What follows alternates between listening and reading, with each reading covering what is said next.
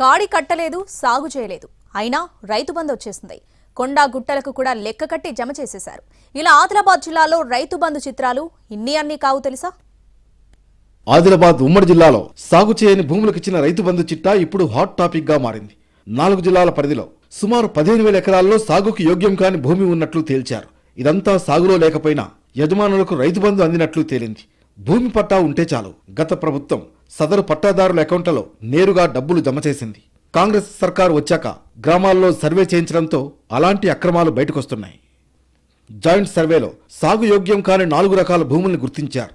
ఇళ్లు లేదా కాలనీలుగా మారిన అన్ని రకాల భూములు, రియల్ ఎస్టేట్ లేఅవుట్లు, రోడ్లుగా మారిన భూములు, పరిశ్రమలు, గోదాములు, మైనింగ్ భూములు ఈ పథకానికి వర్తించవు. అంతేకాదు వివిధ ప్రాజెక్టులకు ఇచ్చిన భూములు సైతం రైతు బంధు జాబితాలోకి రావు.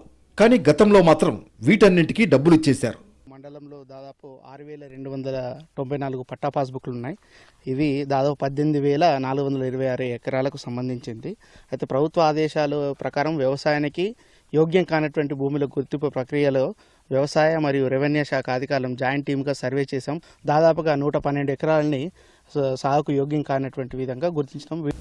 ఆదిలాబాద్ జిల్లా తాంసీ, తలమడుగు మండలాల్లో సాగుకు పనికిరాని భూములు ఎక్కువగా ఉన్నాయి. కొంతమంది నాయకులకు పరిశ్రమలు ఉన్న భూములతో పాటు బడాబాబుల భూములకు కూడా రైతు బంధు అందింది. అలాంటి చిట్టా అంతా ఇప్పుడు బయటకు లాగి అనర్హుల జాబితాలో చేరుస్తున్నారు అధికారులు. దీనిపై కాస్త లోతుగా ఎంక్వైరీ చేస్తే మరిన్ని అక్రమాలు బయటకొచ్చే అవకాశం ఉంది.